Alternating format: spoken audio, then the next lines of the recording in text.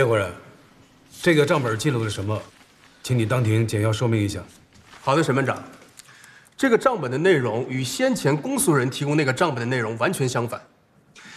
它记录的不是被告人用来卖孩子的开支，它是被告人的支出流水账，是他用来养孩子的开支。被告人曾向辩护人回答说，这些孩子最先被拐带回码头村之后，是被告人把他们养在自己的村子里。他给他们买好看的衣服、鞋子穿，买好吃的东西吃。他说他不能让这些孩子们受苦，要不然他就觉得自己真的是在犯罪了。辩护人想提醒合议庭注意，从某种意义上来说，李花花也是一个受害者。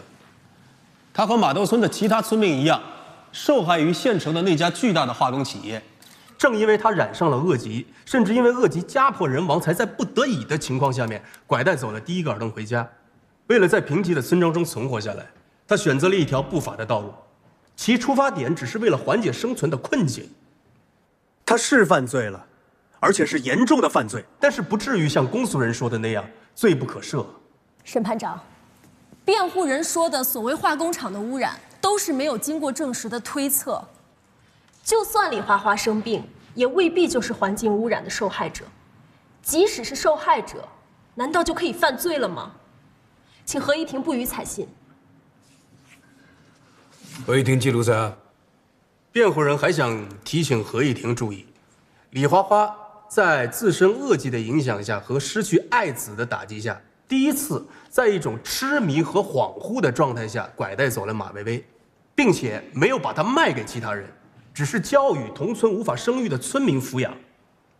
其出发点与一开始就预谋拐卖儿童谋求经济利益是有区别的。公诉人提醒合议庭注意，李华花在受到巨大的经济利益驱使下，多次外出拐卖儿童，不仅数量多，而且非法获利颇丰，且存在明显的组织架构，在组织中起着带头人的作用，造成非常恶劣的社会影响。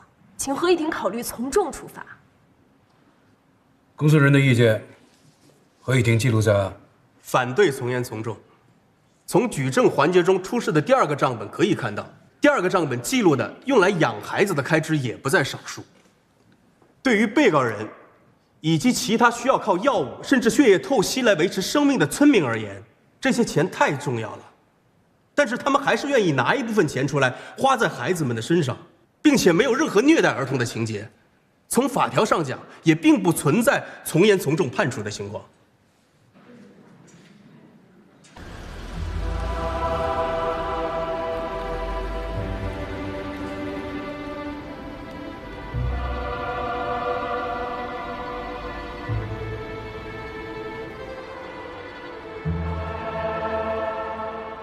接下来，我谈一谈我的观点。钱回来了，你们接着聊，接着聊啊。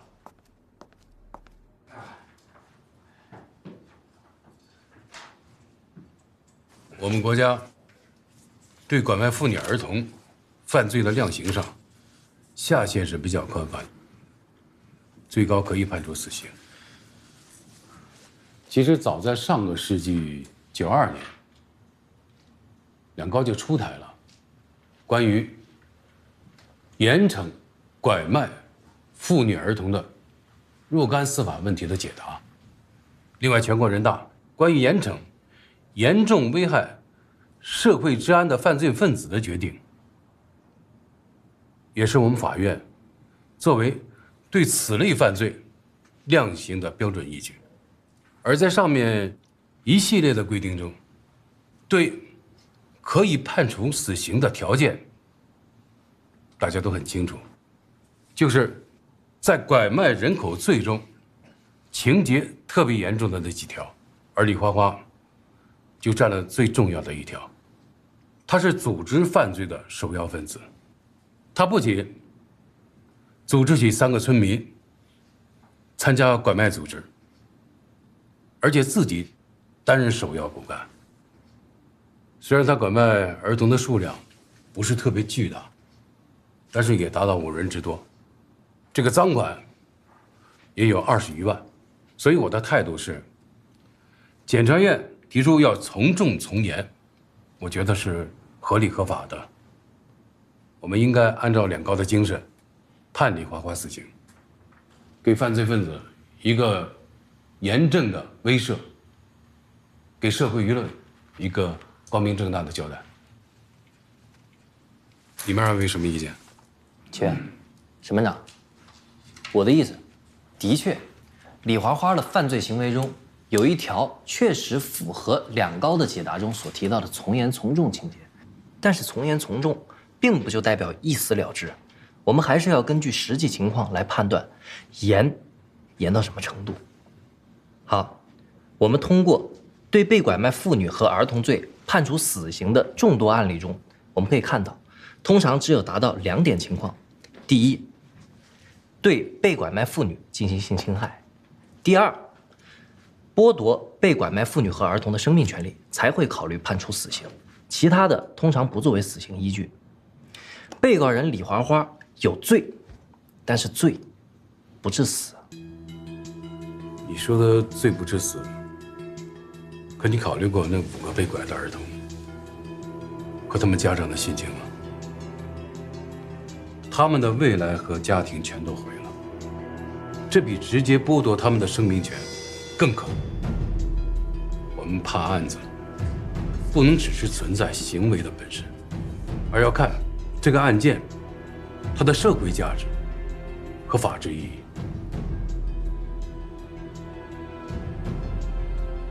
抱歉，张伟，这一点我不能同意您的观点。你可以说你的观点。行，我认为他们的未来有没有被毁掉，这只是一个特别模糊的概念，只是我们常人站在一个主观的想法上去推演出来的，而并不是真正的犯罪事实。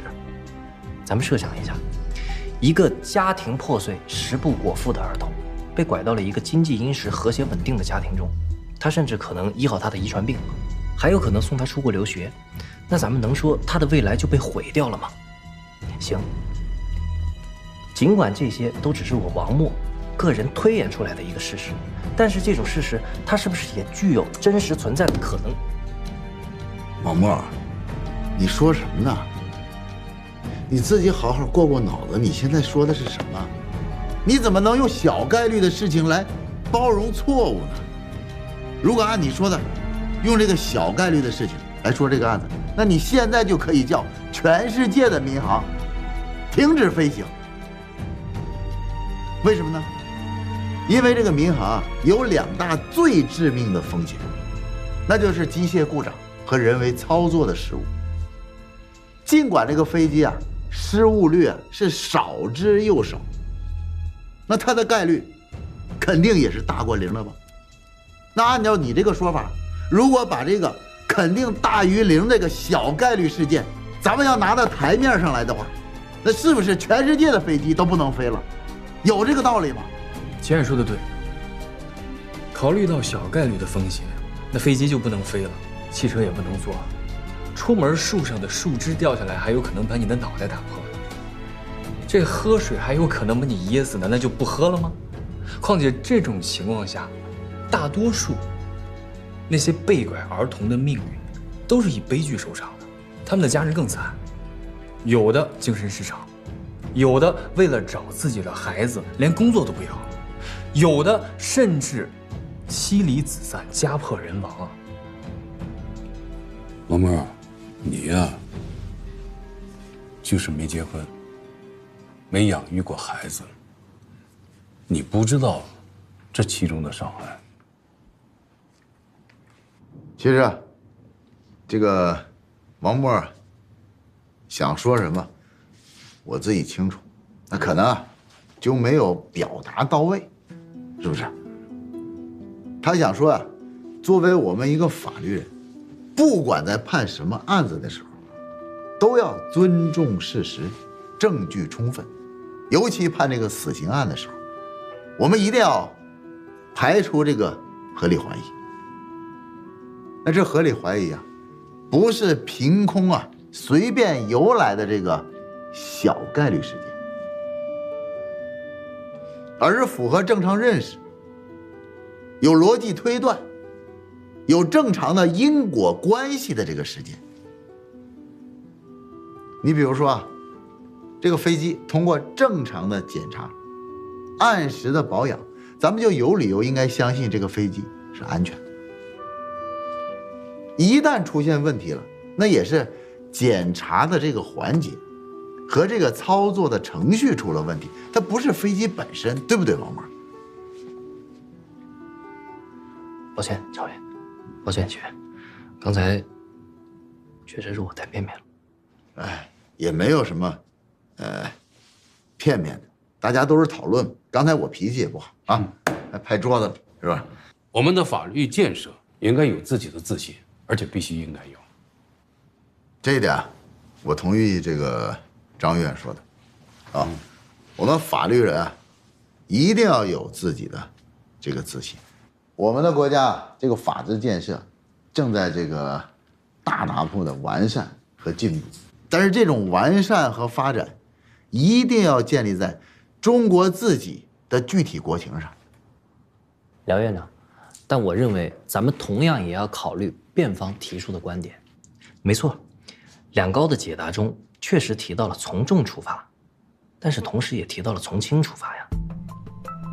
考虑到被告人李华花她的生活困境，以及她对待儿童的态度，还有她在法庭上悔罪认罪时的表现，我觉得我们都不能那么简单的去判处死刑，因为那样会显得我们过于粗暴。李华花不存在生活困境，在检方报告里说了，管保部门已经证实，码头村不存在水污染的事实。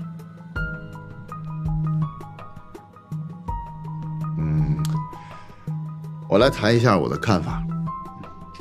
虽然我不是合议庭的，我的看法呢，也只能做一下参考，好吧？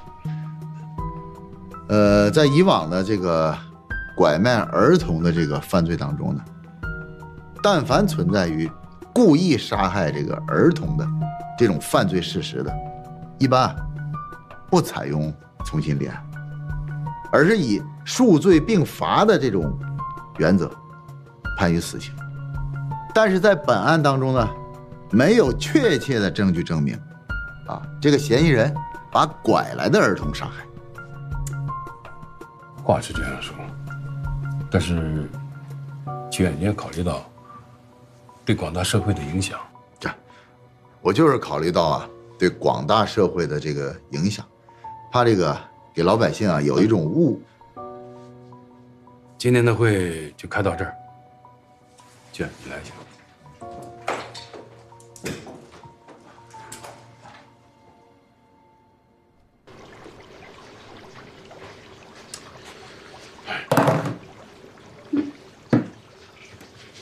过去法院跟检察院切入一下，大家有什么事都好商量。现在你看他有几个案子根本不把兄弟单位放在眼里，我看了都于心不忍。那你也不能跟他直接怼呀，都是同一个单位，又都是同一个级别，况且他是老三，你才是老四呢。行，我听你的，不再坚持了。我倒要看看他怎么收场。这还差不多。到时候他出了丑，那上面就看到我的好了。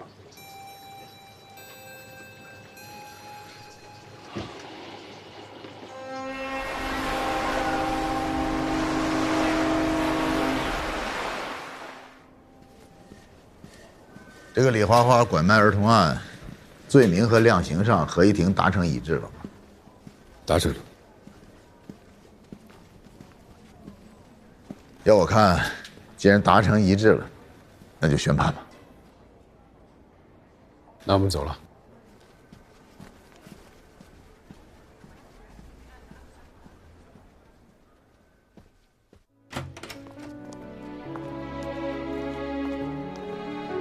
全体起立。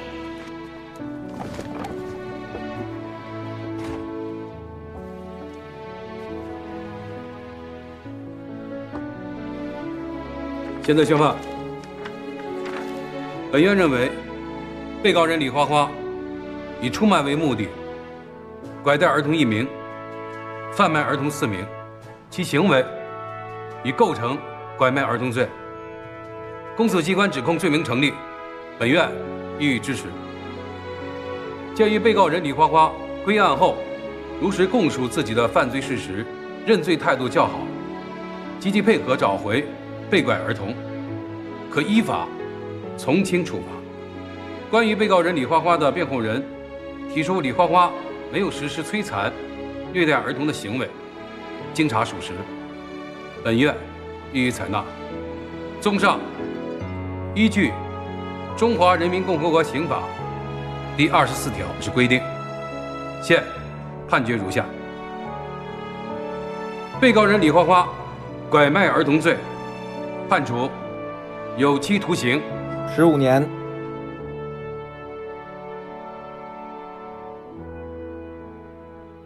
各位媒体记者们，大家好啊！我是蕲州中院的，我叫齐恒。齐副院长，本案只判了15年，与大众所期待的死刑相差巨大。请问法院的定罪标准是什么呢？为什么会判得那么轻？哦，你觉得判轻了？我倒觉得判得正合适。为什么呢？难道人贩子不就是应该被判处死刑吗？这样不是可以更好的去威慑他们，让他们不要去犯罪吗？这是你的理解啊。这个刑法的威慑力，不在于是它的严酷性。或许是没有人实践过呢。其实啊，我们的老祖宗啊，早已经实践过了。在古代，这个法家啊，他讲究啊治法之严。那我请问，那个时代他就没有犯罪了吗？那当今呢，我们杀人的人判死刑，贩毒的人判死刑，贪污的人判死刑。那我请问各位，现在就没有杀人的人了，就没有贩毒了，为什么还有贪污呢？这个刑法呀，它是一个系统的、科学的体系。如果不管犯什么罪，咱们不管是大罪、小罪、轻罪、重罪，咱们都判死刑，也违背了我们国家法律的保护人民的根本利益的这个目的。我们国家死刑的罪名已经从68个，现在减到了46个。司法体制的改革呢，现在提倡慎杀、少杀，这也是人类社会文明发展的一个趋势。但是死刑至少可以让一部分人因为害怕而不去犯罪，这样的话可以减低犯罪率。我们刑法讲这个罪刑责相适应，是什么意思呢？有的人解释就是这个刑罚均衡，刑罚相应。但是比较经典一点的表述就是重罪重判，轻罪轻判，罚当其罪，罪刑相称。什么意思呢？就是说要给这个犯罪分子有一条后路，要及时的制止他们犯罪，或者是制止他们犯更严重的罪，这是正确的做法。如果要是说人贩子一律死刑，是有的人就不敢犯罪了。但是你们好好想一想，如果是已经犯过罪的，或者是正在犯罪的人，他们会怎么想？他们会想左右我都会死，我是生无可逃那他们会不会破罐子破摔，将这个犯罪进行到底，或者产生出一种更极端的一个反抗？如果我们这个想法要放在了这个犯罪分子的身上，那就太可怕了。你们想一想人贩子他知道了，不管是罪轻最重，他都是死。那么如果警察要是来抓他的时候，他的第一个想法是什么？销毁证据啊，掩盖证据啊。这个证据是什么？这个人贩子的证据啊，有可能就是儿童啊。为了让警察不抓他，销毁证据，他有可能就把这个儿童给杀死了，毁尸灭迹。那么这个儿童呢，有可能活下来，有可能被我们给救下来，但是就是因为这个，他没有了生的希望。你们说，可怕不可怕？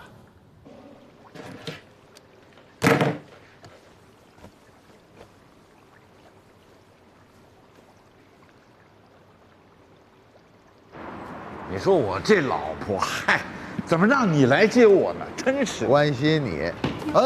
哎呦，你可小心啊！你要再住院，我的责任可就大了啊！我跟你说啊，你那个讲话我全看了。哎呀，牛，全说到我们法官心里去了，说的我心里啊直痒痒，正想自己去判这个案子。哎呀，你先别判案了，你先把你的身体养好了再说啊。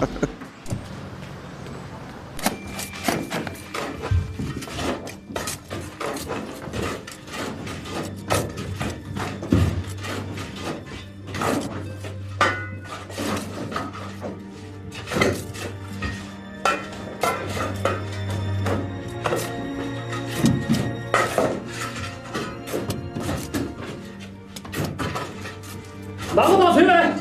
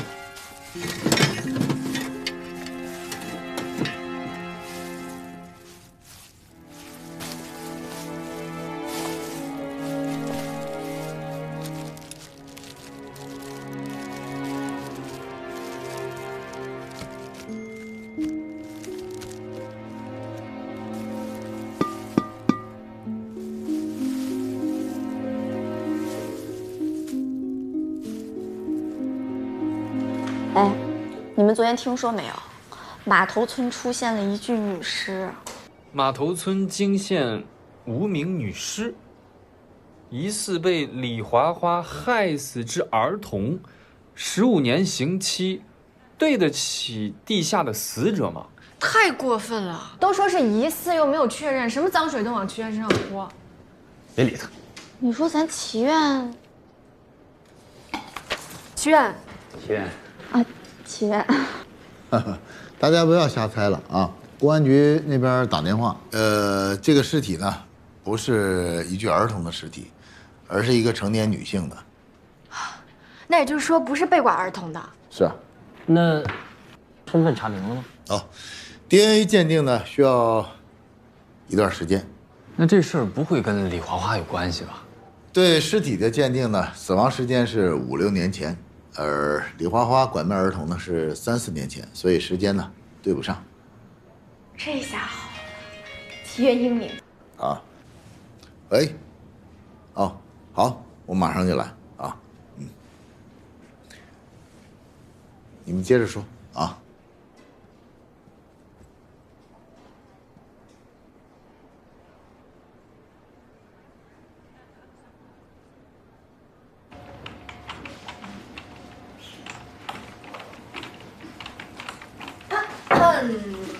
哎呦，大姐，你怎么才来？我快饿死了。突然间说要吃什么北京的萝卜糕，我一堂堂中院的法官被你当成了外卖小哥使唤。我刚到齐州的时候，我姐就专门给我买这个吃。啊，好了，吃吧吃吧。你最近有没有看什么新闻啊？我天天加班，哪有时间关注这个呀？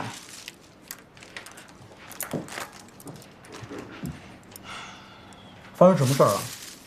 什么事儿都没有发生，我就随便一问，看看你们年轻人关不关心时事政治。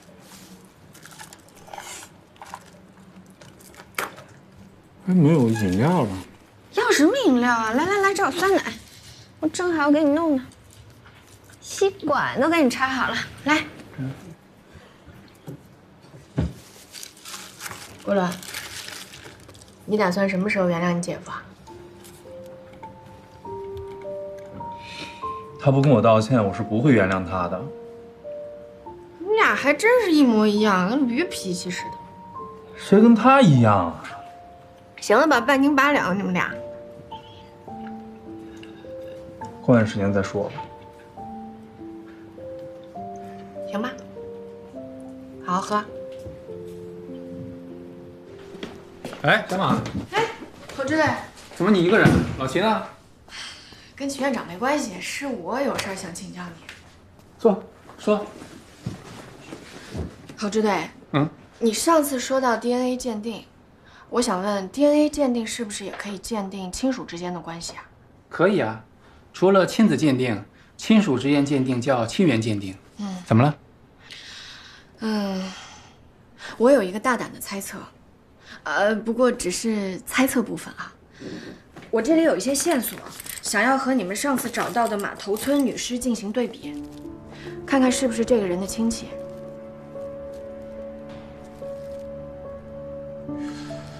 这是你找到的 DNA？ 依葫芦画瓢，跟您现学现用的。可以呀。侯队，这个事儿您千万不要告诉齐院啊，千万不要告诉他，不然他又要说我瞎掺和了。明白，有结果了马上告诉你。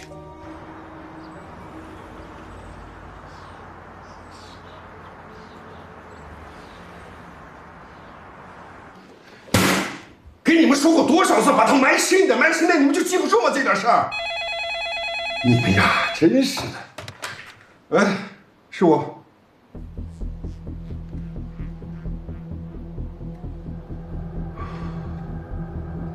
村长，出什么事了？市环保局要来突击检查啊！快跟我走。哎。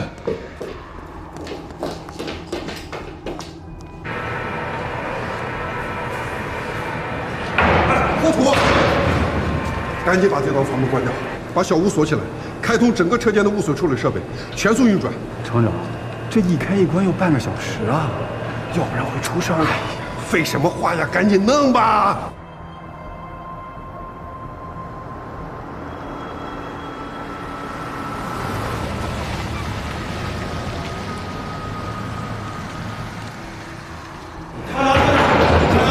环保局的车都到厂子门口了。哎，我知道，你赶紧去吧。赶紧弄，弄完了把小屋锁上啊！哎，我提醒你，在关闭这道阀门之前，一定要往管道里面加压，把残留在管道里的污水一并排出去，懂了吗？懂了。哦，如果有人问起来，还是什么都不知道，懂吗？哎呀，我的姑奶奶，如果你们要是不懂的话，就麻烦了。今年的年终奖都没有了，懂了吗？懂了。那个，弄好以后赶紧告诉我。好，赶紧弄，快点啊！来，加压。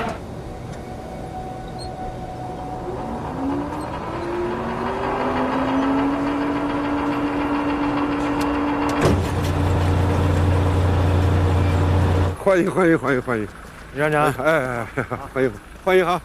那个各位领导辛苦了，先到办公室喝茶，喝点饮料啊，休息一下啊。好，不用了，我们是来对你厂里进行环评检查的，带路吧。哎，小邓啊，你这个监察大队的大队长，有干劲儿，那是好啊。但是呢，不能冒进。你性子这么急，那工作能做细吗？对不对？一旦出现什么差错，那就是对人民、对群众的不负责任。崔站长，我看这样，咱们先去看营业执照啊，是不是齐全？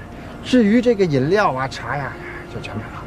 一杯矿泉水，所以千万不能铺张浪费。哎，好好好啊，来，请啊，好。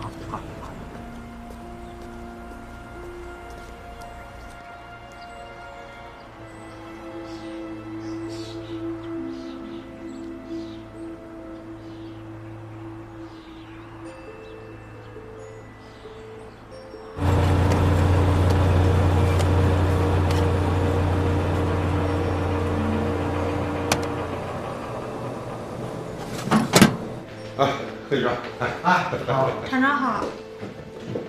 哎呀，执照，这是批文，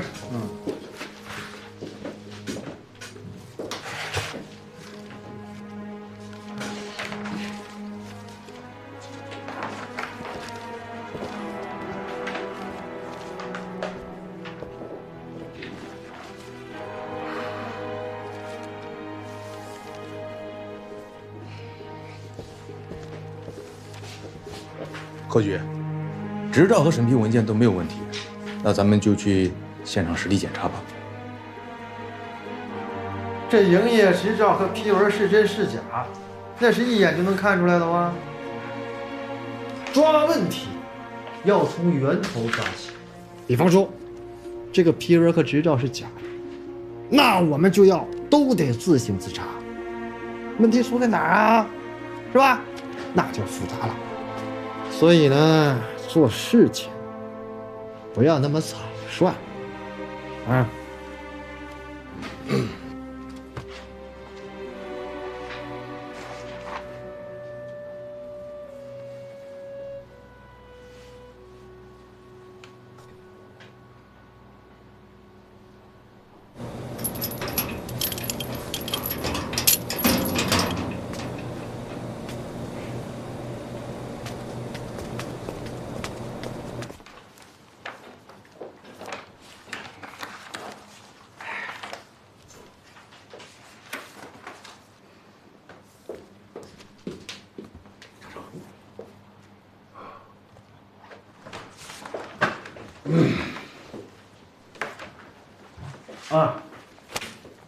这个批文啊和这个执照我仔细看过了，那咱们接下来就带上设备，去实地看看吧。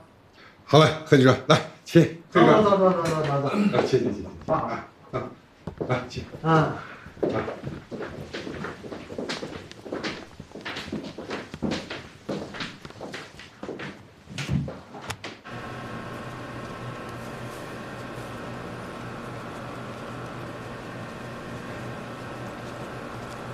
这一些设备呀，是我们这几年为了解决我们厂的污水处理问题，从资金上、技术上投入了大量的物资和人力。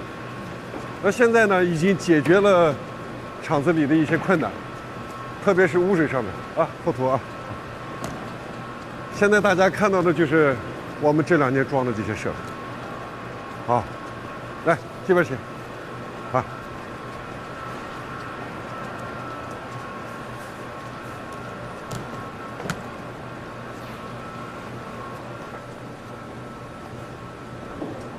哎，陈站长，这间屋是做什么的？这间是废弃的工具房。废弃的？我看这门把手上一点浮灰都没有，倒是像有人经常进进出出嘛。哎呀，是我糊涂了。这是一间呢，放了一些去污材料配方和享有专利的一间房间。这个呢，一般人是不让进的。这一会儿是废弃存放房，一会儿是文件存放房。贺局，这里面有问题啊！水站长，你给解说解说。好。领导们都知道，我们加工生产的是冶金行业的特殊材料，以及这个塑料行业的某些必需材料。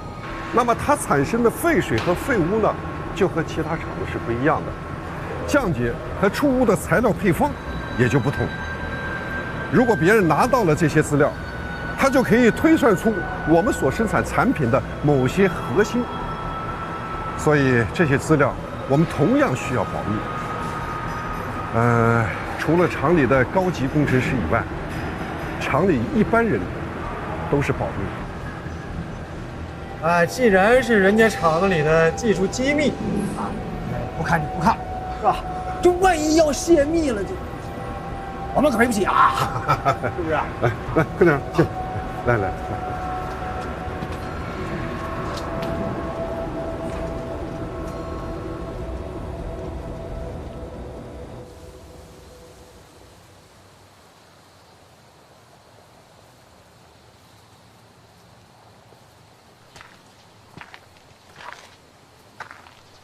钟律师，这警察也不放我们进去，说是环保局的人要过来取样了。相信环保局就有鬼了，放心，我有办法。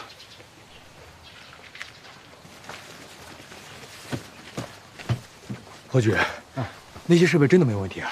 全都是最新的进口设备，污水处理能力远远超过了它这个厂子的排污量，而且经过处理的这个水质啊，全部达到了欧洲1类排放标准，不错。那这没少花钱。那当然。不过它厂区干净，不代表它就没有偷排漏排。毕竟那个机器一运转起来，那就是白花花的银子。所以，一会儿检查这个排污管道，你们都得给我打起12分精神，明白吗？明白。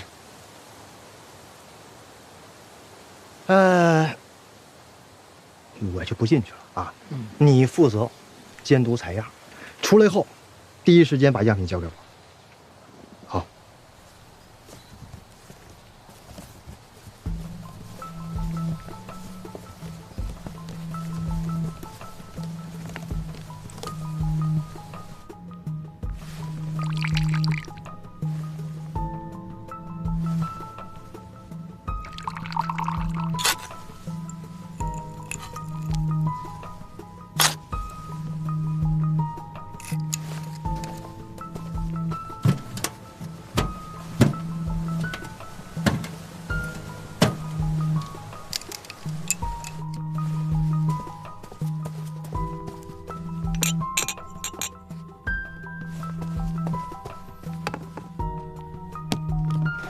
样本够了，咱们上去吧。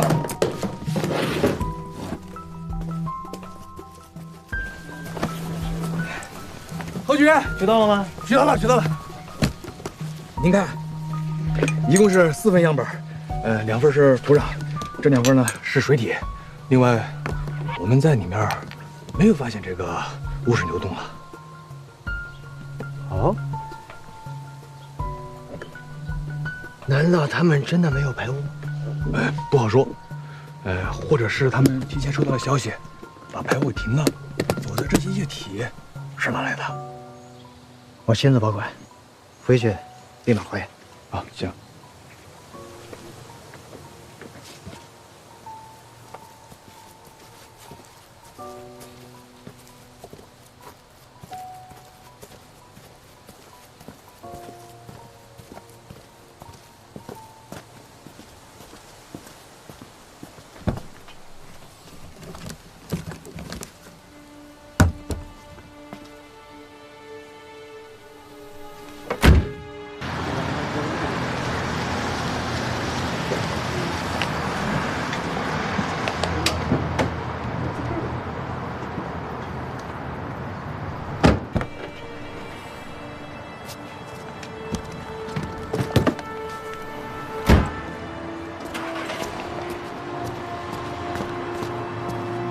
哎呀，这个贺局长，今天呢，这个兄弟借个机会啊，就想敬你一杯啊。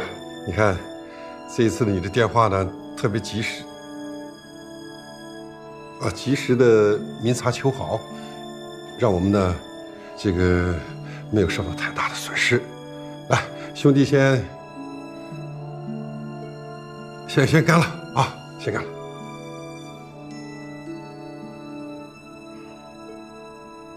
叫你行事小心点儿，你就是听不懂人话。你这是让贺局长1000个10000个为难。贺哥，您公事公办，用不着给小妹留面子。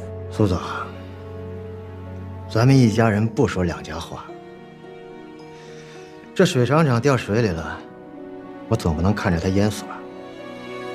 这拔出萝卜还带着泥呢，是吧？况且这也是为了我好。江源化工厂干净了，才能证明我们环保局干净。我们环保局干净了，这以后才能更好的为苏总你们服务，是不是？贺哥这话说的太到位了，有您在这个位子上，那是化工总厂之福啊。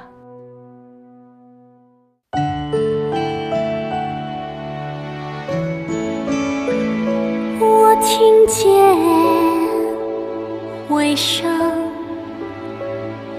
来自山谷和心间，以寂寞的镰刀，收割空旷的灵魂，抚几段的诱饵，捕获缥缈的唯美。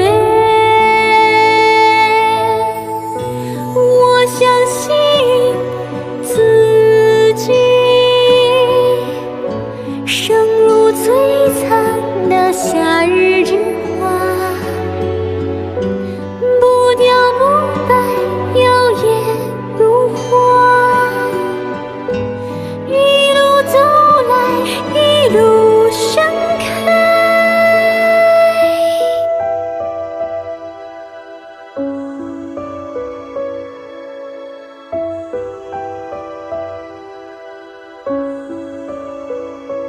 我听见